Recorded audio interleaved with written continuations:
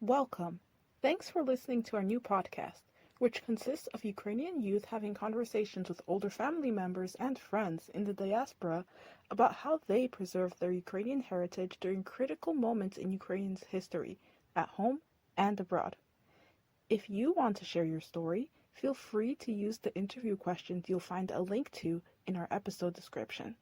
If you have music you would like to contribute, or you are interested in editing episodes with our team, write to us at info@susta.online.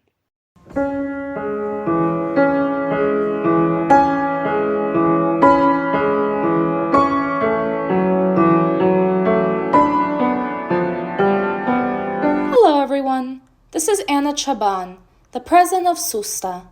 Welcome to the second episode of our podcast. For this episode, we will be sharing an interview that I had with my piano teacher, Lyudmila Krasnyuk, over the winter holidays, using the interview questions linked in the episode description below. During our interview, we discussed her family's tragic history that had occurred because of the Holodomor of 1932 to 1933, her studies at the Lviv Conservatory of Music, her favorite pieces of Ukrainian music, and her hopes for Ukraine's growth after its victory. Since the interview was originally recorded in Ukrainian, the English dub for Lyudmyla Krasnyuk's voice was provided by Maria Christina Kardash, the president of the Ukrainian Club at Gettysburg University.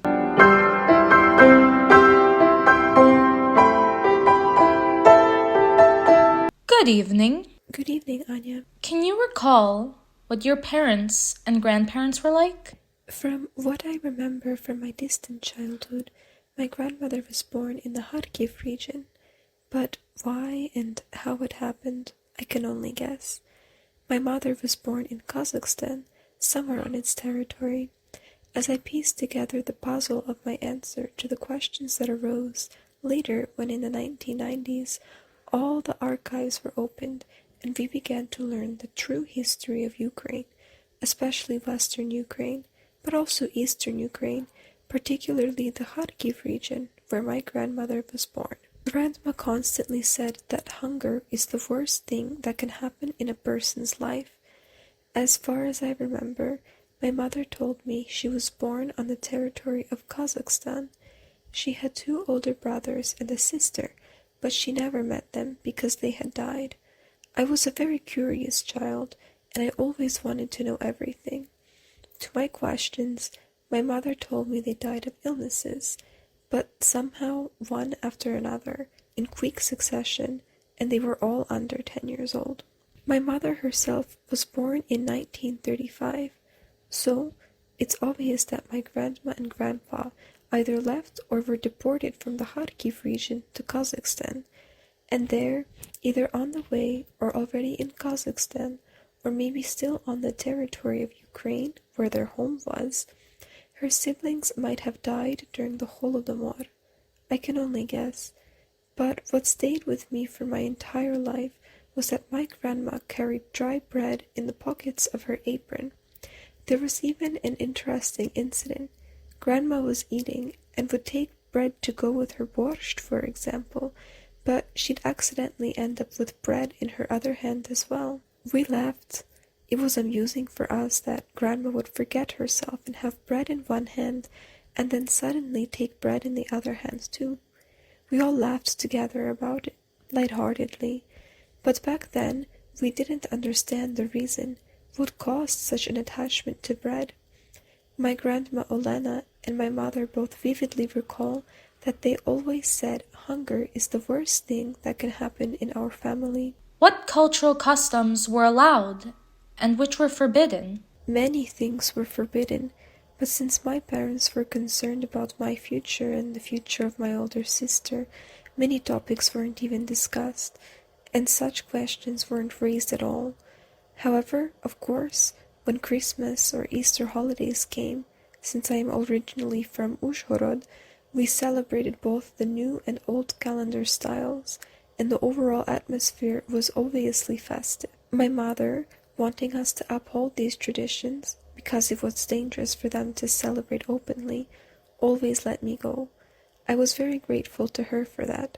She always calmly allowed me to go to my friends in the villages to celebrate these holidays. As a result, both Christmas and Easter became very joyous and close celebrations for me. Of course, it wasn't so much forbidden as it was simply implied that we shouldn't openly share our impressions. But of course, I shared with my mom and dad how beautifully we celebrated these holidays in the villages, either with my friends or with very close acquaintances. We loved caroling, and when carolers came to us, we welcomed them. But after the holidays, when school resumed, no one really shared their experiences. It wasn't a prohibition, but we were raised to understand that time had passed and the holidays were over, and work days resumed, and life moved on. However, I remember how joyful and heartfelt it was. These holidays were among my favorites, and remain so to this day. I also recall them vividly because that was the time I studied in the music academy in Lviv. My favorite professor at the music academy in Lviv was often assigned to visit the dormitories to inspect which students had kutya, a traditional Ukrainian Christmas dish. Such were the rules. Lviv was particularly strictly controlled by Moscow. I suspect as such because I didn't ask many questions about it, but I eventually evaluated the circumstances, and if there were questions that arose in my mind, I would try to find answers to them. My favorite professor always said, "Lyudmyla, again I'm being sent to monitor the students, but they're so grown up, they're independent, and these holidays are truly family-oriented and important for us. May I stop by for tea again?" And so we'd drink tea together for that very Christmas in my room. Whether for Christmas or Easter, she would just come to me and we'd have tea. That's how holidays were for us in Lviv. They are very warmly remembered, but the essence of the holidays stayed in our hearts and souls. We respected those traditions, of course. We celebrated deeply in our hearts with our closest friends. Thank you. Was there anything among your family or friends that had to be kept secret because of Soviet laws and politics? I remember a moment from my childhood very well. I don't recall exactly. Maybe I was 6 or 7 years old, no older than that. My grandmother had come from Siberia. After Kazakhstan, they, as true Ukrainians, brought land near Novosibirsk in Siberia, built a house, cultivated the land, and had a very good farm. They made vareniki and cooked borscht. They preserved Ukrainian traditions exceptionally well, especially the cuisine. But my grandma Olena often visited us in Uzhhorod, and once she was braiding her long hair in her room.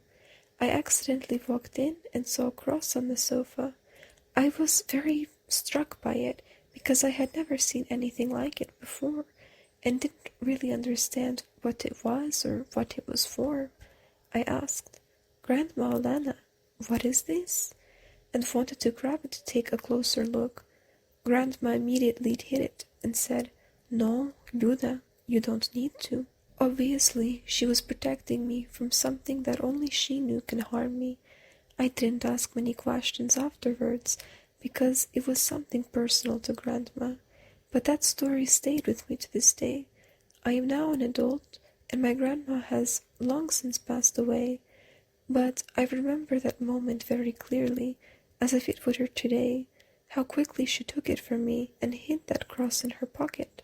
But I still remember it very well. Thank you. It's a pity you couldn't learn more details about religion at that time. It's definitely a sad story from my childhood. Back then, I didn't understand it, but in the 1990s, I corrected that and studied it, and I continue to study it deeply to understand what it is and how to live with it.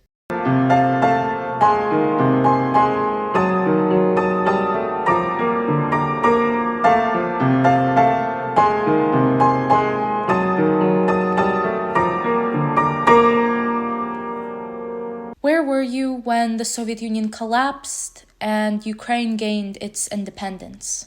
When the Soviet Union collapsed, I was living in Lviv. I already had 2 daughters. In fact, my youngest was born in 1992, but leading up to that, I was, in principle, already morally prepared for such a significant upheaval in our Soviet system. When Brezhnev died, I was studying at the music school. That was truly a shock and a stress for me, because I didn't know that our system was such that the leader was not called president, but the secretary of the Communist Party of the Soviet Union. Well, he was equivalent to the president, essentially the main leader of the state. When Brezhnev died, it was truly a stress for me, because I didn't know what it meant to lose the leader of the country or how to react to it. I quickly ran to my parents, who were politically very informed and far-sighted. I asked them, "What will happen to us? Will something—" I felt like I had no ideas, and I didn't know, especially morally, how to react to it. But they said, "Lyudmyla, calm down, nothing bad will happen." That immediately reassured me. So later, when perestroika began, it was already obvious in Lviv, as I had been a student there during that time. During perestroika, we had a very good professor of political economy who explained very clearly that there was nothing inherently bad in the capitalist system, and that the socialist system wasn't perfect either. He answered all of our questions honestly and openly, as he had attained a practice in America. That's why he had answers to many questions, and he revealed everything to us. As a result, we were already morally prepared, and there was nothing scary about the collapse of the Union. And since I had gained moral and spiritual upbringing as a student in Lviv, our mindsets were shaped accordingly, not revolutionary, but anti-Soviet and anti-socialist. All of this, of course, influenced me. So, when the Union finally collapsed, we were ready and welcomed it with joy. For me, it wasn't as stressful as Brezhnev's death. Instead, it was a step toward a great future and immense hopes, which were already formed within me by that time. And what changes occurred after the Declaration of Independence? And how did they affect you? Reflecting back to that moment, specifically in Lviv, it felt very spiritual, as if the air itself was breathing freedom. Of course, true freedom had not yet arrived. There was still a lot of work to do. We didn't realize how many years it would take, or how difficult it would be to achieve true independence. Even to this day, the early steps of the Union's collapse and Ukraine's independence were already something incredible, a significant breath of fresh air and freedom that filled our blood and every cell of our being with that independence. Naturally, this greatly influenced us. We were incredibly uplifted, riding high on this wave. I believe it was a kind of adrenaline coursing through us that made the material difficulties caused by the collapse and restructuring feel less acute against the backdrop of the spiritual freedom we had gained at that moment. Was it easier or harder for some people to start learning entirely in Ukrainian? Was it easy for everyone to transition from, for example, Russian to Ukrainian at school, work, or at the store? In daily life, yes. In daily life. Anna, here's what I'll say about this. Obviously, in eastern Ukraine, it was perceived differently, but I didn't live there or visit there. The only time I went east was for a competition in Mariupol, but that was already after perestroika, and Ukraine had been independent for some time. Not decades, but a bit longer. So, in Mariupol, they welcomed us as people from Lviv. They admired our Ukrainian language and tried to transition with us. Maybe sometimes their attempts in Mariupol felt a little awkward, but it was so pleasant for us to see how genuinely they greeted us and admired our Ukrainian language. However, everything in Lviv was taught in Ukrainian. My wonderful professors, who had taught in Russian, transitioned to Ukrainian, despite the difficulty. They personally told me, "It's hard for us, but we will make the switch." And they transitioned. And to this day, they're at a solid age. They're still teaching at the music academy, but in Ukrainian. And of course, they fully understood that without language there is no state. Language is one of the first markers of independence and sovereignty. In my environment, there were no difficulties transitioning to Ukrainian because most people already spoke it. What's more, when I studied in Uzhhorod, I attended a Russian school, but when I was at the music college in Uzhhorod, my music history professor told me, "Lyuda, if you want to apply to Lviv, you need to switch to Ukrainian." And I immediately made the transition without difficulty or complaints. Ukrainian was naturally understood as the state language, freely spoken in daily life, and not suppressed in Transcarpathia. It is evident that in some regions of Ukraine it was different. At that time, I didn't particularly realize this. In Transcarpathia, there was multilingualism, and it remained so. Thankfully, I didn't face any challenges switching to Ukrainian. I still firmly believe that language is one of the first markers of independence and statehood. Which Ukrainian composers did you study in the conservatory? What literature, for example, if you had the opportunity? Did you engage with Ukrainian music? Was it allowed? At the Lviv Music Academy, I had an excellent environment for this. The academy focused on researching and developing Ukrainian folklore. All Ukrainian music was taught comprehensively. I graduated from the musicology department and called the theory of composition. After the first year, musicology students would go on a folklore expedition. I suspect Moscow wasn't aware of this because we would go on 2-week trips deep into the Carpathians to Ivano-Frankivsk, Transcarpathian or Ternopil regions. After finishing my first year, we went to a remote part of Ivano-Frankivsk. It was so far that no cars could reach it. We were either traveled by horse or walked for long distances. There we collected samples of Ukrainian folklore from people who still preserved it. Our professor, folklorist Kushlik, recorded everything. To this day, he leads the Ukrainian folklore cabinet at the Lviv Music Academy. He has recordings of masterpieces and traditional instruments, and recordings of those who performed for us, but have long since passed, as they were already elderly at the time when we were there, and recorded these examples of Ukrainian folklore. Because of that, we processed and studied their folklore in depth. For that reason, Ukrainian music held a nearly primary place in my studies at the academy, I believe. Although I loved foreign music very much, we delved deeply into Ukrainian music, studied it thoroughly, and understood it very well, and we will continue to do so. What were your favorite folk songs among those you heard in the Carpathian Mountains, Ivano-Frankivsk, or Ternopil? I didn't go to Ternopil. Our expedition went to the Ivano-Frankivsk region. We recorded a lot of samples, hundreds of them. In 2 weeks, we recorded hundreds, maybe even thousands. I wouldn't be surprised. But regarding Ukrainian music, here in America, I heard the carol "Народився Бог на санях." God was born on a sleigh. To this day, it has touched my heart deeply. This carol, or if we're talking about Ukrainian folklore in general, is number one for me. I love it so much.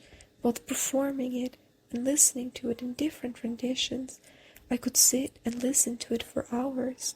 It's my number one carol. I also love a lot of Ukrainian folk and professional music. I won't start listening to them now, because as a professional, I'd regret forgetting to mention something later. But there are so many masterpieces in Ukrainian music. Many were banned. However, since Perestroika and 1992, all the archives have been open, and now they are being studied. Many of my professors from the Music Academy, like Kianovska, have published multiple books. I even have some here in Chicago. I'll pull them out for you, Anya, and give them to you. Thank you. You can look at them and read them. I also have Ukrainian music textbooks from Soviet times. And there are newer ones, from the times where everything could finally be published. During Soviet times, much was forbidden, and censorship controlled what could and couldn't be printed. But somehow, our Ukrainian professors managed.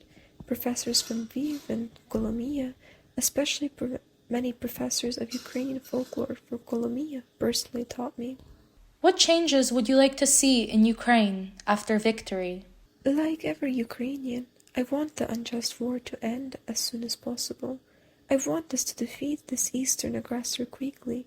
I also want us to cleanse our government of internal enemies and push the external enemy so far away that they never ever reach our eastern border again. I see Ukraine as a strong, independent, and intelligent, with deep knowledge and sincerity.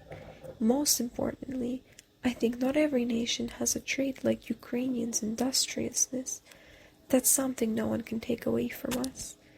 We were, are, and will remain hardworking, and humor. Humor has always saved us in difficult times. I think our nation has unique traits in this regard. Some nations only have industriousness. Others have a specific sense of humor. But we love humor, create it ourselves, and develop it. Humor has always helped us survive in the hardest situations. So I see our nation as independent, strong, joyful, and prosperous. We achieve this all ourselves. We want to be prosperous, and we do everything to make it happen. Others look at us with admiration and want to collaborate with us, live with us, and celebrate our achievements. That's how I see Ukraine and our Ukrainian nation. Thank you for the interview, Pani Lyudmyla. Have a good evening. Thank you, Anya. Happy holidays to you too. Thank you, Pani Lyudmyla.